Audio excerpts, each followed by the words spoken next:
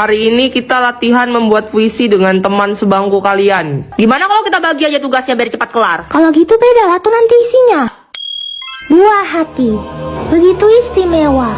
Bahkan kata pertama yang diucapkannya, Ayo ngulik, tidak gentar menghadang terik sang surya di tengah hari. Demi Hello Kitty dan Shaun the Sheep. meskipun hari-hari terasa berat, Dengan kaki mungilnya yang kering kerontang. buah hati yang menjalani hari tanpa adanya beban, hanya dengan makan, tidur, main, dan Ngebor jalan, melintasi samudra dan mengumpulkan ketujuh Dragon Ball menjadi kesehariannya. senyuman dan tawa dari wajah polosnya dengan giginya yang Hitam gelap dan kerasnya perjalanan tidak mengentarkannya untuk terus. menerus dan merengek kepada ibunda untuk melahap. Aspal panas, tetap tangguh bernyali di jalan yang penuh. Odong-odong. Terima kasih. Selamat ya. Selamat apa ya, Dok? Sepertinya kamu harus memberitahukan kabar baik ini ke suami kamu. Saya belum punya suami, Dok. Kalau gitu mungkin pacar kamu? Pacar juga saya nggak punya, Dok. Lah terus kamu hamil anak siapa? Apa? Saya hamil? Hah? Mateng? Jangan-jangan? Aduh, Ais, gue kangen banget sama lo. Gua Woi, woi.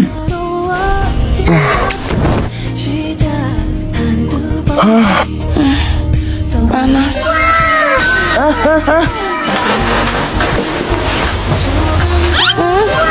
Alamak, jangan bikin Ima sama Imin gogo ya, please. Darah. Pakai lo bisa masuk angin. Nggak mau.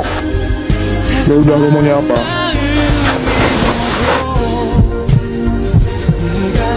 Lo.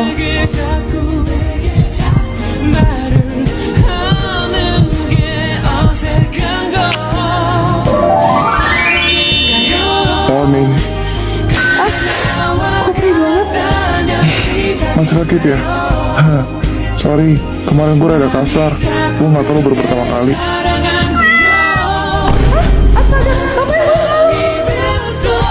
Ya Lord, gue harus gimana nih? Pagi cantik. Kamu ikut ke ruangan saya. Kenapa? Kangen ya? Gue hamil. Terus? Anak lo. Lo yakin? Yang ngelepas segel lu kan gue ya? Hehe. Terus gimana dong? Tujuan gue manggil lo cuma buat ngasih tahu doang kok. Lo nggak usah pusing atau sok-sokan mau bertanggung jawab. Gue jauh lebih dewasa dari lo. Selebihnya biar gue ngurus sendiri. Tapi, Silakan keluar. tapi... Silakan keluar sekarang juga.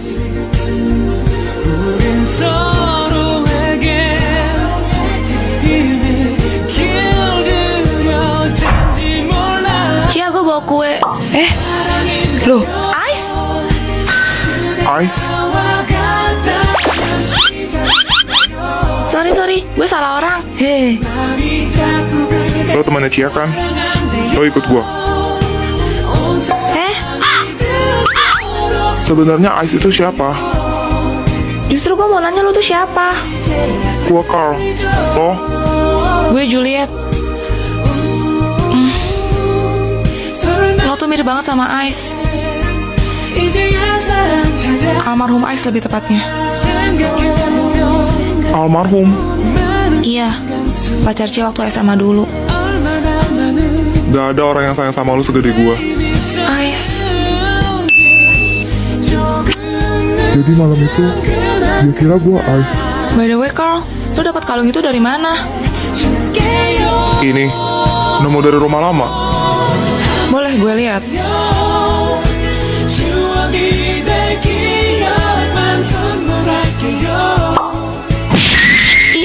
Ini Carl? Sebenarnya lu siapa? Diam nggak dia mama cari papa baru nih. Piu piu piu. Mama jelek. Nanti kalau Elliot udah gede, Elliot bakal culu istri Elliot dan yang cantik-cantik aja tiap hari di rumah. Mana mungkin istri kamu tuh habis nikah harus beberes rumah, masak, cuci baju, belum lagi jagain anak kayak mama gini. Ditinggal mandi aja jadi oe-oe, pakai acara modern dan cantik segala. Mang ya, bisa. Loh, kan ada mama. Nanti mama yang beberes, masak, cuci baju, sama ngurusin anak aku lah. Loh, terus istri kamu ngapain? Istri aku ya bebas mau lakuin apa aja suka-suka dia. Nanti semua gaji aku bakal aku kasih ke dia buat belanja. Kamu sadar nggak? Kamu terlalu manjain istri kamu. Coba deh mama pikir, cari istri sekarang tuh susah tau mah. Makanya aku nggak bolehin dia kerja. Lagian dia di keluarganya juga pasti jadi princess. Mau kerja nggak ngapa-ngapain. Terus kenapa dia harus kerja di keluarga kita? Emang ya, kamu tuh persis kayak papa kamu. Mulutnya pinter banget ngejawab. Lah terus kalau kayak gitu, kenapa mama harus kerja keras di keluarga ini? Kok tanya aku? Kalau mau protes sana ke papa lah. Kayaknya enak. Bagi dong, Celo. Hah? Udah habis, Lova. Ya, kalau enggak kamu minta duit aja ke mama kamu. Nanti Celo temenin kamu jajan di warung. Oke. Ma, Kenapa? via Lova boleh minta duit nggak? Buat apa?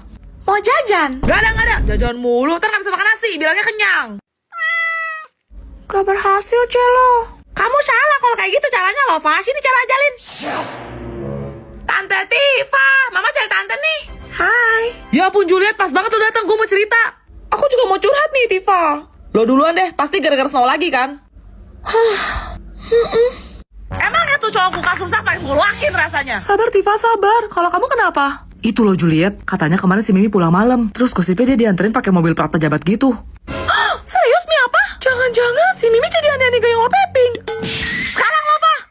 Ma, minta duit dong. Nih, makanya penasaran kan apa DBU ya? Soalnya tuh dia ngutang sama Luna juga belum dibayar-bayar tahu. Hah? Itu bukan dari lebaran 2 tahun yang lalu ya? Belum lunas-lunas itu. Oh, Ma, sana-sana ganggu aja. Gue juga gak habis pikir loh Juliet, kok bisa sih dia kayak gitu, heran. yes, asik. Nanti kita bagi 2 ya, Celo.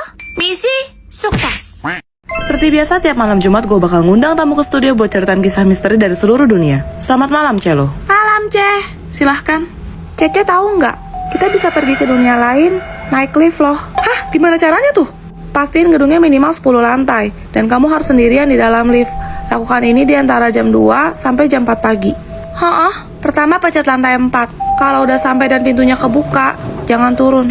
Biarin nanti nutup sendiri.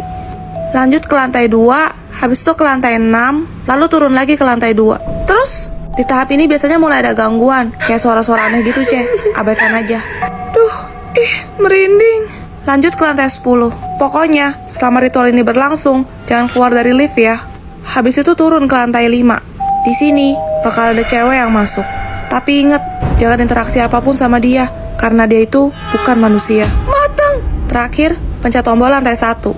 Apabila ini berhasil, maka lift akan otomatis naik ke lantai 10 tanpa kita pencet tombol apapun. Serius? Saat pintu liftnya terbuka, silahkan keluar karena sudah sampai di tujuan Anda, di mana Anda sudah bukan berada di dunia manusia lagi.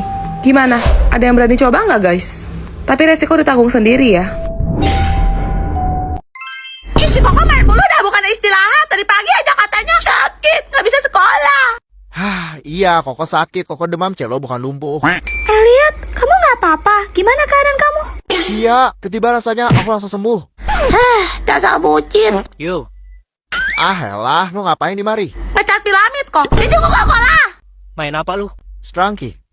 Cia suka Pinky. Kalian pada tahu asal-usul dunia Sprangki gak? Enggak, Celo cuma tahu Spelunky itu warna-warni dan masing-masing dari mereka punya instrumen musik yang berbeda kayak beatbox gitu. Betul.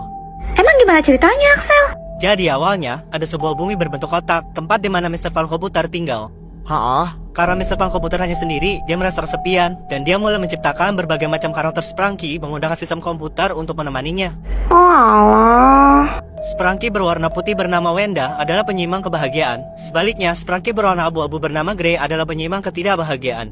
Terus? Tapi ada Sprangki jahat berwarna hitam bernama Black. Dia menyelinap masuk seperti bayangan dan memiliki kekuatan untuk menginfeksi para Sprangki, yang menyebabkan mereka berubah secara perlahan menjadi monster dengan bentuk yang mengerikan dan suara yang menyeramkan. Pelajaran kita sudah selesai, kalian boleh pulang. Maunya juga gitu, tapi di luar hujan, Bu. Takut amat, kayak bisa berubah jadi mermaid aja kalau kena air. Iya dong, jadi Ariel biar bisa dekat sama pangeran ganteng. Kamu tahu nggak, kisah asli Ariel tidak seindah dongengnya. Masa sih, Bu? The Little Mermaid diangkat dari novel karangan Hans Christian Andersen pada tahun 1836. Dalam versi aslinya, Ariel bernama Putri Marina. Diceritakan Putri Marina menyelamatkan seorang pangeran yang kapalnya karam oleh badai. Iya. Dia jatuh cinta pada pangeran yang tampan dan ingin hidup di darat. Jadi dia pergi ke penyihir laut untuk membuat kesepakatan. Marina pun menukarkan suaranya dengan kaki. Lalu penyihir memberi syarat. Apabila dalam waktu 3 hari Marina tidak dapat membuat pangeran menciumnya dengan tulus, maka ia akan hilang, berubah menjadi gelembung di lautan. Terus, Setelah itu, Marina memang mempunyai kaki. Tapi ketika ia berjalan, telapaknya terasa sangat sakit, seperti disayat hingga berdarah. Ia juga dibekali pisau belati, yang ia sembunyikan baik-baik di balik rambutnya. buat apa? Kalau ada yang mengetahui identitasnya, demi keamanan bangsa lautan, dia harus melenyapkan orang itu. Tapi selama di daratan, Marina tidak dapat berbicara. Pangeran pun salah sangka kalau yang menyelamatkan nyawanya adalah putri dari kerajaan seberang dan memutuskan untuk menikah dengan putri tersebut. Sedih banget. Akhirnya, waktu Marina pun habis. Marina yang patah hati mengambil belati, lalu mengakhiri hidupnya sendiri. Kemudian berubah menjadi gelembung di lautan. Mirisnya, sang pangeran baru mengetahui semua kebenaran tentang Marina setelah Marina pergi untuk selama-lamanya. Ternyata gelap banget.